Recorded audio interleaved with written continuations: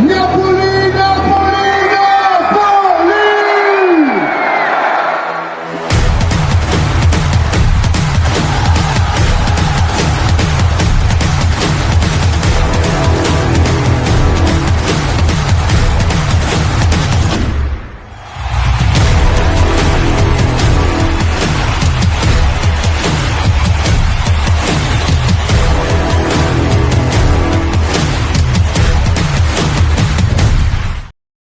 What's going on, fellow Napolitani and Calcio enthusiasts? Welcome back to Napoli Nation TV.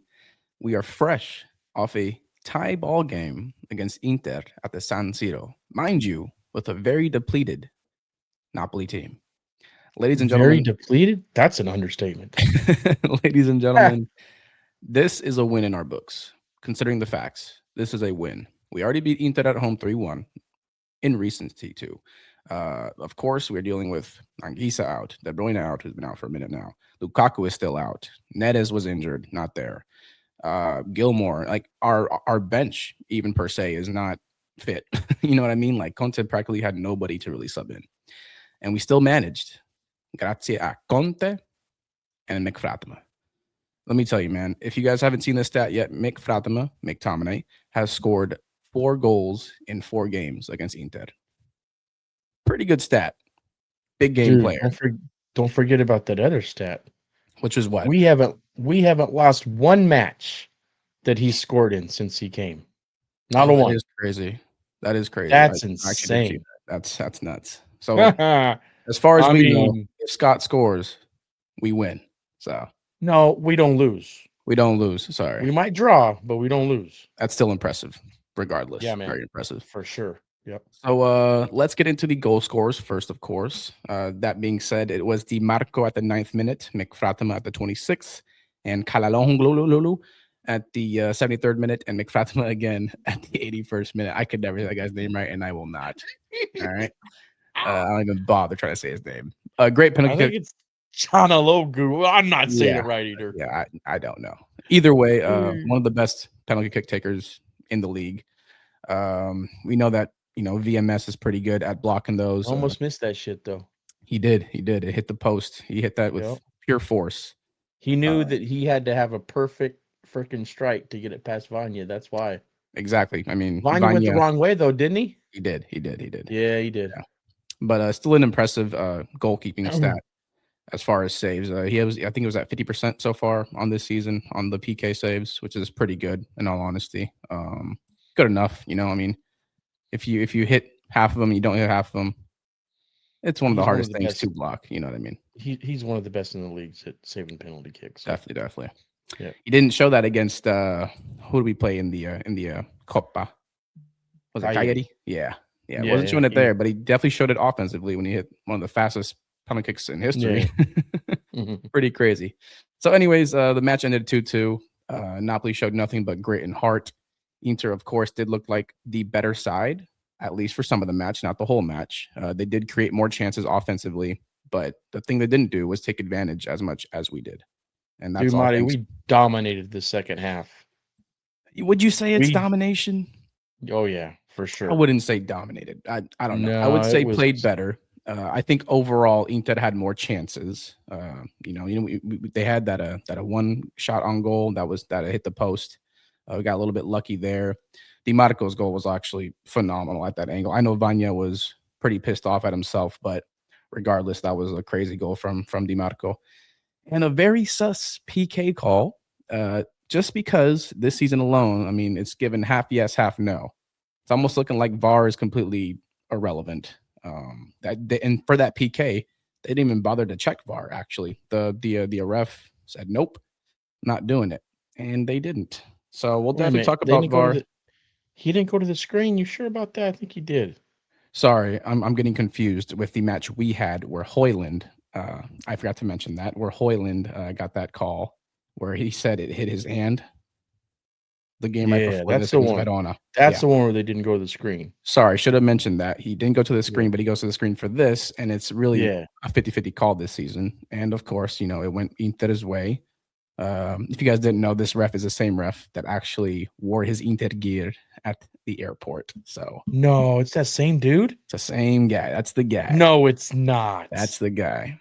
Oh my But god. honestly, though, I'm going to be honest. Apart from that call, I feel like he let these players play this game. You know what I mean? There was a lot of no calls. You could say the same thing about Juan Jesus against Thuram. But yeah, he could have bias got it. aside, He could have got it. I honestly do think that wasn't a foul. Juan Jesus had his foot down first towards the ball. I don't know, man. I don't know. I think it was 50-50 there. The way he followed through with the kick, it wasn't really normal to follow through like that. You know what I mean? That's how I feel. But yeah, I can definitely see both sides. But you know, I guess Inter got their payback right there with that PK call. So it is what it is. Either way, I mean, the problem with the PK call is that specific foul, getting your foot stepped on, has just as often been called as a non-penalty kick. That's what I'm saying. Like, yeah, man. We had to deal with that with Osimhen getting stomped on, 2 years ago? Remember that? So yeah, man. If I just think it needs to be more clear and more consistent when they're calling a penalty kick for that specific type of foul.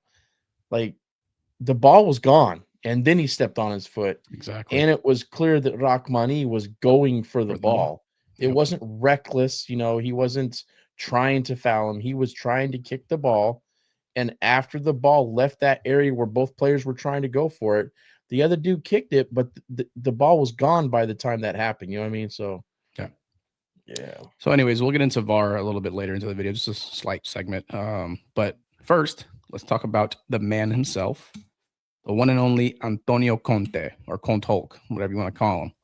But this is purely the Conte effect. As you can see from left to right, he's transitioning into the Hulk himself. Yeah, listen, completely valid reaction, right? The ref took a long time, was miscommunicating, et cetera, and the call, in my opinion, like I mentioned earlier, I don't think it was the right call. But also, you can talk about the Juan Jesus call not being called, so I guess it goes both ways. Realistically, though, I think it's valid. What do you think? What is reaction? Yes. So yeah, I mean, of course you're going to react like that when it's a penalty kick that's called on something that can be considered 50-50, or the fact that isn't called as a penalty kick just as often. Yeah, I mean, the reaction is warranted, and I think that him having a reaction like that, I'm sure he doesn't regret it overall, because we played lights out since that reaction. You didn't talk about him getting a 2-game suspension for it, though. Like, there's probably people out there that think that he should get a lot more games suspended because of his reaction and how close he got up to that ref that was in the sideline. You know what I mean? Soft. Yeah. So, I mean, I think Serie A might have given him a little bit more time if Juve wasn't the game that he was gonna miss, because they definitely want that. So it's in They our definitely favor. want that. Well, I mean, they definitely want the storyline. They want Conte to go back to Torino to play his former club, right? I mean, that would be dumb from just a business perspective for Serie A to allow him to be suspended more than 2 games. So, can we complain about getting a 2-game suspension? I don't know. Can we? I don't think so. I think 2 games is fine. I'm just glad that one of those games isn't against a difficult opponent. You know what I mean? And not having him back for that Juve match would really suck. That would be terrible for us, right? Especially being away. Yeah. Yeah. So I mean, we can't complain about him getting a 2-game suspension, because his reaction was pretty fired up. You know what I mean? Like, he got right into that ref's face, and him kicking the ball and then throwing the water ball down. Everything that he did, you can see why the league would want to be like, okay, bro, chill. Here's 2 games, sit down. But what was funny is he found a way to still get near the pitch, and he was actually talking to people. So his messages were getting to the sideline, I think, still. Did you see that? Yeah, he said, shame on you to the referee from the side. Yeah. Yeah, like what is that in Italian? Vergognatevi. How do you say that? Vergognati or vergognatevi, if you're talking Yeah. to more than So one. Yeah. yeah. So and when he left the pitch, like initially, he was saying that over and over again. So yeah, I mean, so here's the thing: like if the penalty kick wasn't called, Inter fans would be losing their mind because his foot was stepped on.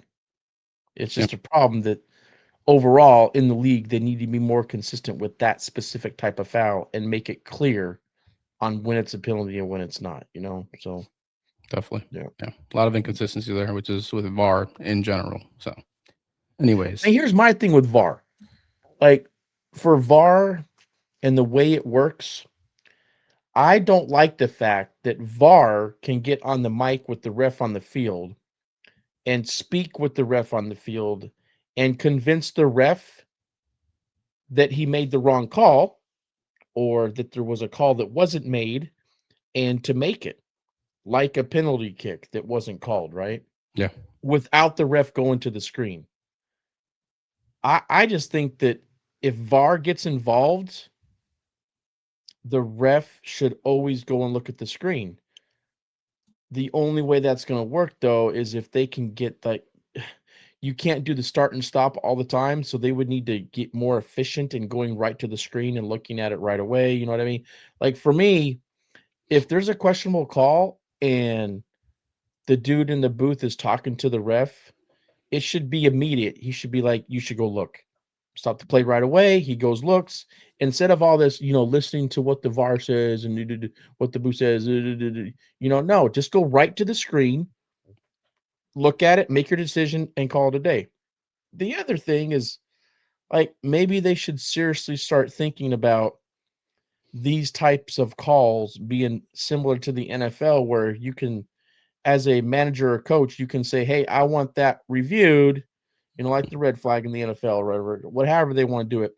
I want that reviewed, and maybe they just get one review per half. I don't know how much the NFL gets. I think it's more than one, but I think one per half is probably sufficient enough to where people should be satisfied with, each club being able to request for the ref to actually go look at the screen, not just talk to the dude in the booth, to go look at the screen to see for himself and to make a decision on yeah. whether the wrong call was made or they just didn't make a call when they should have. You know what I mean? Mm-hmm. Um, It's a pretty cool I idea. think that would.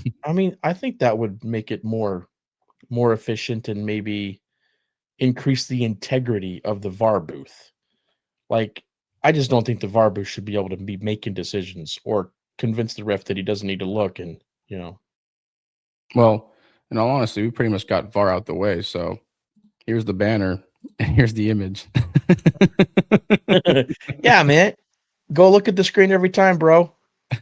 Especially if it's a possible red card or a possible penalty kick. Those Yeah, two things, if there's a possibility that happened, just go look at the screen. Don't the dude in the VAR booth just says, "Hey, go look." That's it. They don't need to talk about anything more. And he goes and look at the screen and he makes the decision. yeah. I actually You didn't think know, about that idea about having like a challenge flag, like, and then a team gets two per game, one per half. That's I not a bad mean, idea. I don't think I really don't think that they would do that, at least not right now. No, no. Maybe they can transition into the first thing is the dude in the booth can't make a decision. It has to be made by the ref by looking at the screen. Yep. And then if that gets to the point where it's there's too much start and stop going on, then they start looking at doing the challenge. I just think they could do it fast. I mean, they're taking long enough already talking to each other. So why can't they just go right to the screen, look, and then make the decision?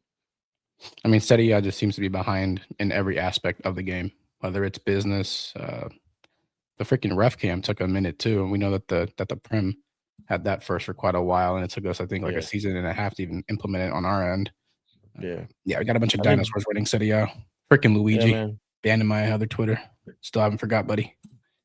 Oh, that's that for VAR. Let's get into the offensive Mm. performance now. Some tactical analysis. So, of course, as you all know, realistically, it was the Mick Fatima show, right?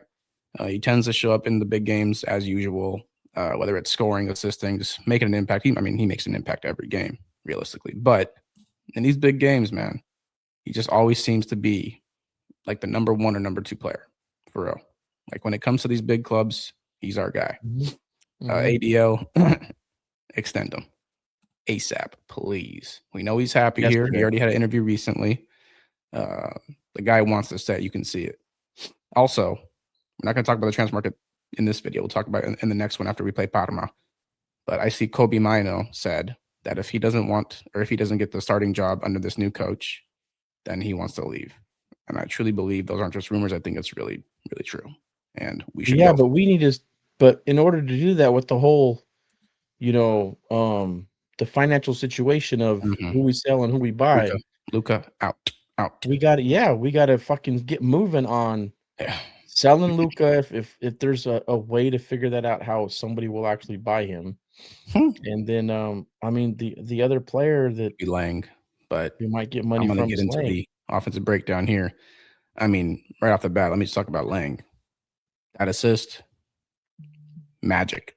Like, I mean, the guy was going out of bounds, did a scissor kick right to McTominay's foot. Of course, McTominay, both his goals, fantastic finishing, right?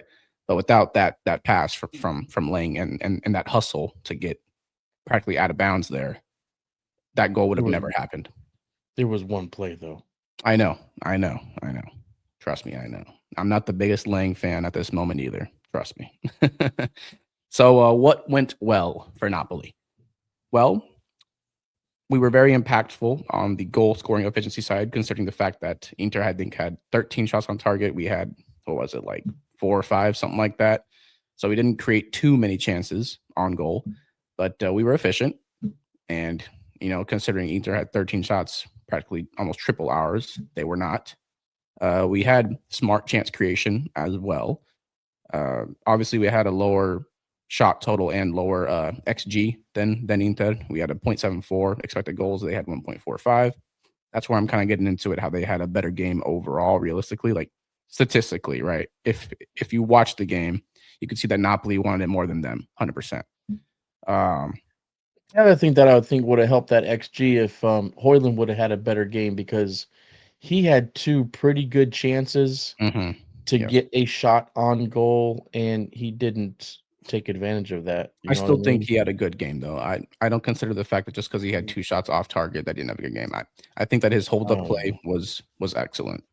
Like we saw VMS with a couple long balls, great long balls, but Højlund had to do his job and come down with it, and he did almost every time.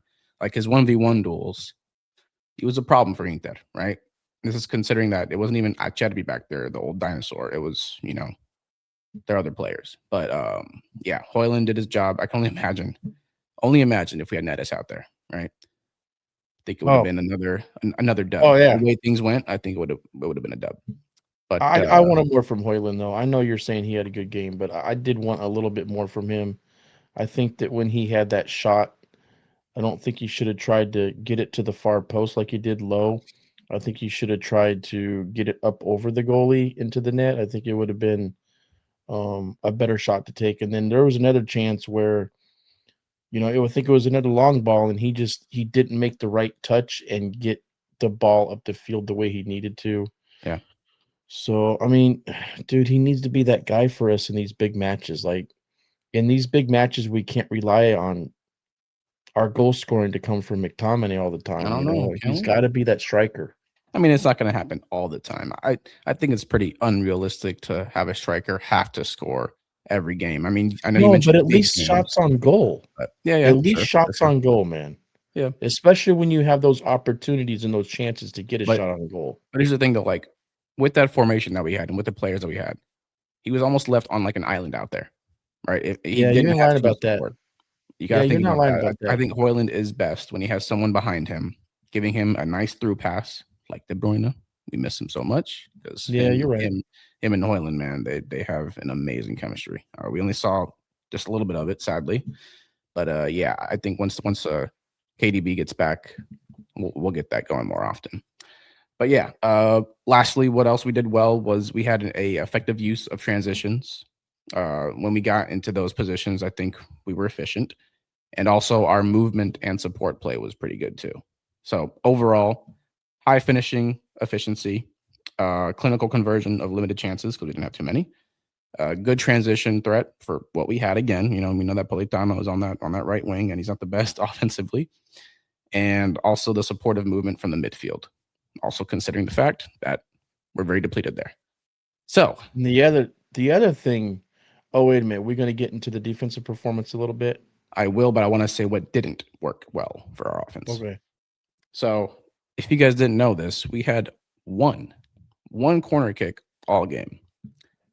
That's pretty crazy. I don't remember the last time we had one corner kick. Now, mind you, I know without KDB hitting crosses or even Netish, I guess, we're not efficient anyways in that area. Considering also we have so many big men in there, we're just not very good at leading the ball to them. But yeah, so the corner kick only being one, that was concerning. Of course, the lower shot volume, we didn't have too many shots on target.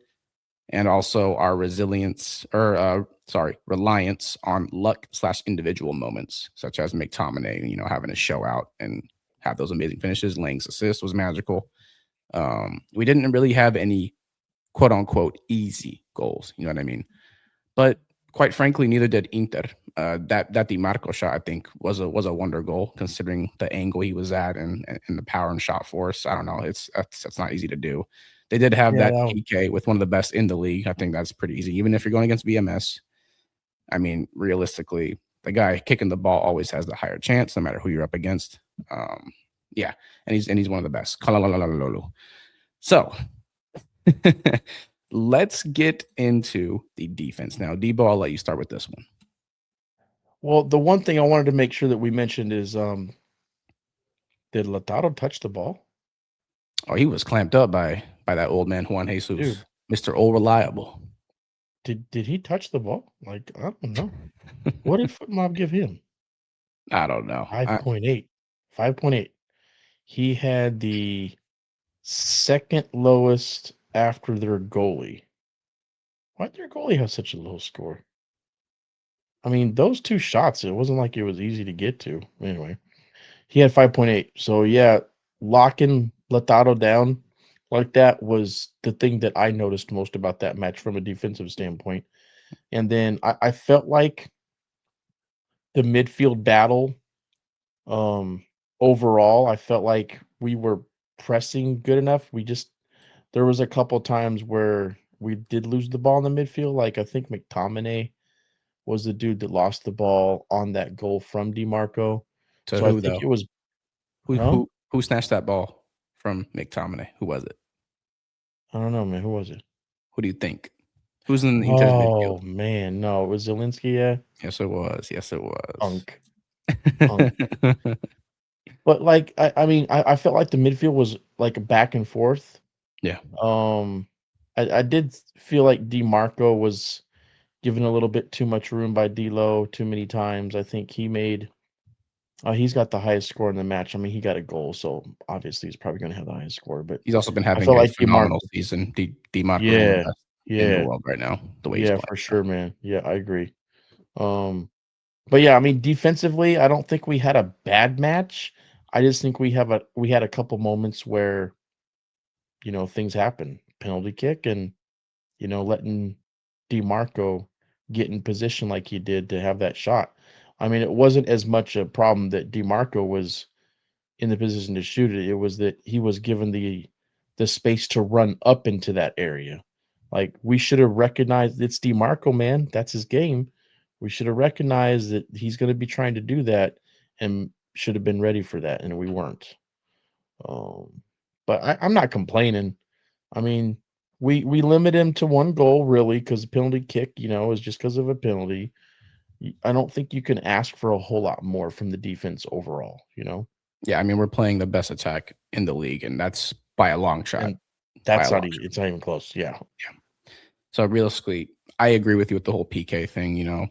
Yes, it is a goal towards their tally, but realistically, that PK didn't stop them from getting a goal. We just allowed it to happen. Yeah. So they really only got 2 goals on us in 2 games, and I consider that a win too, especially given the fact that we didn't lose to them this season again. By the way, Inter have not beat Napoli Juventus or Milan in 13 straight matches. That's not true. It is. I think we all need to do the research on to make sure that they are. That's what I saw not on IFTV. I don't think IFTV is I spreading still think fake I news still like think that. we all need to do the research because there's no way they can be the best worst or the worst best team. They have a big mentality issue. They do. Dude, that's crazy. Like not being able to beat any of us, like us, Juve or Milan, for that many matches. Yeah. That just it seems like if somebody was to say that and they were just guessing, they'd be like, "Yeah, whatever, bro." No, it's real. But you know the other thing that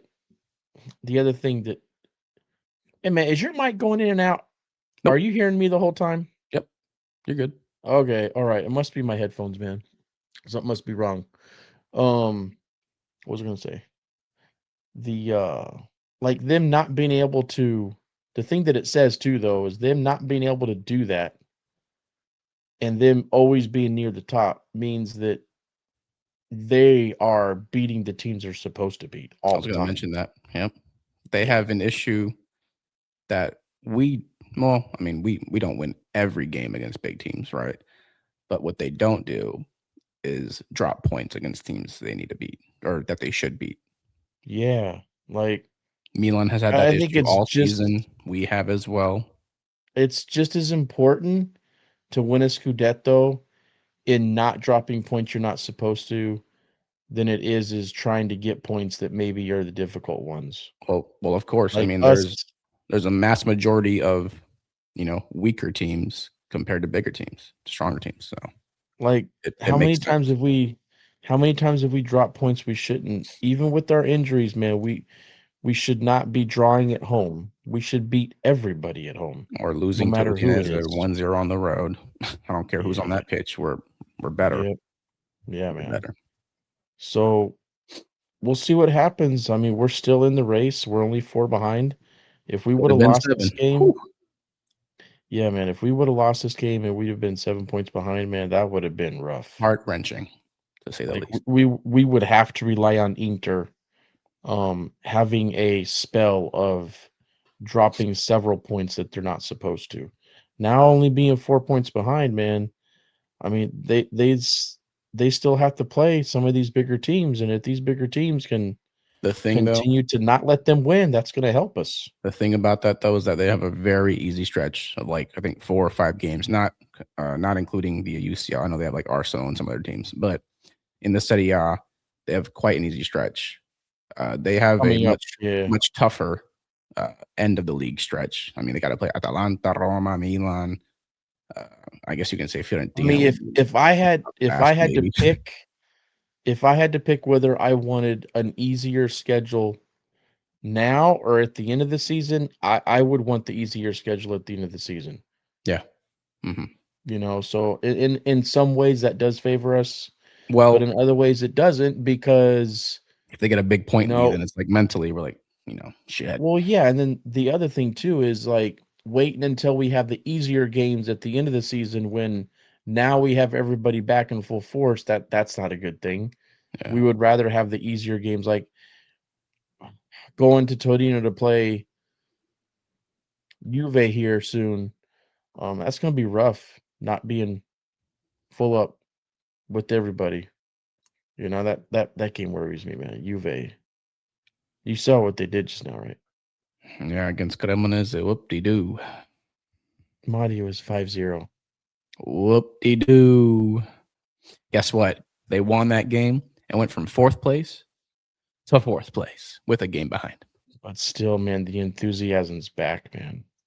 Yeah, we'll see. That's Spalletti ball, so I don't know. I'm not going to count them out, but I got to see them do this consistently, and also win the matches that given their state, they shouldn't. But yeah, we'll see how they do against us. That'll be if they do win, that'll be a pretty big statement win. So we'll see. Yeah. I'm so glad we'll have Conte back. Yeah, for that one. Yeah, we definitely need him on the pitch for that one. 100%. Yeah. So defensively, what did we do well? We were resilient under pressure. We had pretty good compact shape, I would say, at key moments. Also, the really only big threats, apart from the Dimyarko goal, was that they were really only a threat on counters and set pieces. I think overall we were compact enough. Like we mentioned earlier, realistically they had one goal because the PK is a PK, also a 50-50 call. But yeah, so overall, I think mentally we were by far the stronger side, right? We just seemed like we wanted it more, especially defensively. Juan Jesus, I think, had a good game, and he's been Mr. Reliable all season long, man. We all know that Buongiorno is overall the more talented player, right? But after his injury, man, he has not been the same. Like I really He can't just needs remember. he just needs to keep trying to he just needs to get through the season and hopefully get everything straight physically and mentally over the summer so that he can be that dude, man, because Yeah, Juan Jesus is not young. no, no. We're not going to rely on Juan We Jesus, need right? Buongiorno to be that guy, Yeah, but we can deal with him having the struggles this season, man, but over the summer he got to figure that shit out. definitely.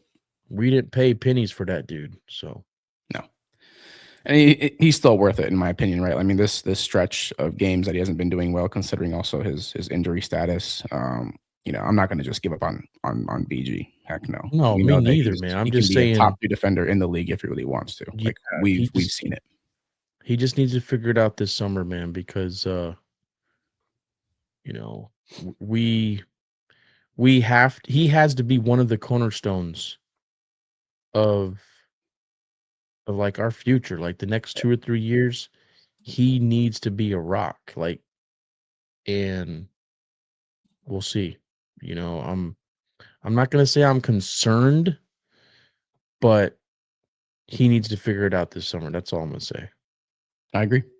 I think he'll figure out his issues before the summer. Honestly, yeah, I would like to see him and Bukuma be the consistent starters in the back line. To be honest, because that's why we got him, is for the future, right? But in my opinion, I think they're experienced and old enough to have the future be now. So, what did we not do well? Uh, Started off kind of poorly there on the defensive end, obviously allowing DiMarco to score early at the 9th minute. The penalty, also, you could say, was pretty bad. I know there's only so much you can do in that situation. And once again, the call is 50-50. But yeah, I think that's still a problem there. That's our second week in a row allowing a penalty. BG allowed one against Verona, putting his hand all the way up like a crazy man. Also, sustained pressure from Inter kind of got to us a little bit there. That's why they had so many chances on goal, especially with their counters. Yeah, so we were just slow to settle early. We had some risky defensive challenges, and yeah, under sustained pressure, I think it could have been a lot worse, but we definitely managed. We know this is the best attacking side in football, and once again, with our injuries, even in the back line with Buongiorno still not being himself, and Bukuma kind of good and bad at times. We know he's not been too consistent. He had an okay stretch at one point, but I don't know. He's not like the phenomenal defender that we expected that came from Bologna. I Yeah, think he can still be that guy. I just think with definitely, him definitely. more than anything else, I think it might be a rhythm thing. And Yeah, even with Buongiorno, it could be just as much as a physical and like a mental thing that might be going on with him.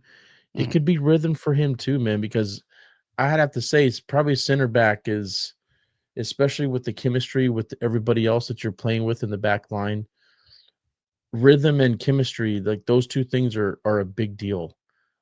That's why Juan Jesus has just been so impressive. Like you don't have those moments anymore where you're like worried about him as a center back. It's pretty impressive, man, what he's been doing. Definitely. I think he is definitely, if we had to like pick an unsung hero that doesn't seem to really get talked about enough, it's got to be him for this season, right? I think Spinazzola was that guy before. Like but he's been getting his praise pretty often now. Yeah, like so. Man, very happy Juan Jesus is. I mean, there's talk about him getting a contract extension too. So, Oh, really? Yeah, man. Yeah, I thought we'd give him off to he's good. Barcelona. I mean, he's good in the locker room and everything. So I would love for him to get extended, and he loves the city and the people and everything. So he's a really good guy. So I remember when we met him in a person outside of the locker room. He was by far one of the nicer players for sure. So can we agree with? I think you're probably about done talking about the defensive performance, right? Can we agree that overall we deserve the win more than them? Oh yeah, definitely. I mean, yes, they did create more chances, but we were far more efficient. And just given how much heart and grit that we put out there, we just looked like we wanted it more, even with our issues going on right now. So all of our injuries and like the 2 goals that we scored were good link up playing goals. Yeah. So was DeMarco's. That was, the way that they got that ball into him in that position to shoot. But both of McFatima's goals too were good in action goals, you know what I mean? So yeah, I'm very satisfied of how this game turned out. Oh, definitely. We all should be. 100%. There should be no debate about being frustrated over a tie. But tomorrow and over the weekend, I'm posting this the morning. Gotta do our jobs. Yeah. Got Parma at home. Gotta do our jobs. Yeah. Who do we play after Parma? I think it's Sassuolo. Is that at home as well? On the road. Oof. No, I think that's on the road. Let's check. Yeah, that's never easy. I'm pretty sure. Those are the Inter killers, actually. At least, in the past. Maybe not the same story now, but is it Sassuolo at home? No, damn. It's at home, right? Is that right? I thought we had 2 matches back to back at home. Yeah, because then we play Juventus after that. They're both at home. Yeah. No excuses, bro. 0. Can we get like a 3-0 game, please? Can we please get one? Yeah. Can we get a 3-0? I want 3-0. Yeah. Come on, man. We need Neres, man. Bring Neres in the second half. Let him get his legs, worked up a little bit. Yeah. And then over the weekend, man, let's get a 3-0 versus Sassuolo. Come on. We need that. Yeah, we do. Honestly, I agree. We need that, before we do end the video, I do want to let you talk about the Conte post match, even though there wasn't one. Why? Yeah, he didn't talk. There's nothing to talk about because he's like, I don't want to talk to y'all. I don't blame him. He also probably didn't want to talk about, well, I guess, yeah. I'm glad he didn't talk, man. Yeah. It probably just made things worse. Exactly. Yeah. Yeah. All right, guys. So kind of a shorter video today. It's a late night, busy week, but we do have Parma. I'm posting this video the day of. We do have Parma today at 12:30 Eastern time. I will not be able to watch it live because I will be at work doing bullshit, but I will watch it right after, and we will make sure to post a video on that as well. If you guys haven't noticed, by the way, I am wearing Napoli Nation merch that we just created. This was actually my dad's shirt, which is why it's pretty baggy on me, oversized. But we're gonna have to fix up the size on this one. Yeah, this is yours. Yeah, this is your size. It's a little crazy. Why don't you just call me fat on the screen? You can just say no. It literally just looks like I have shirts that are large that look like this. You know what I mean? I remember when I tried it on, like an oversized shirt. Get it over. Yeah, here.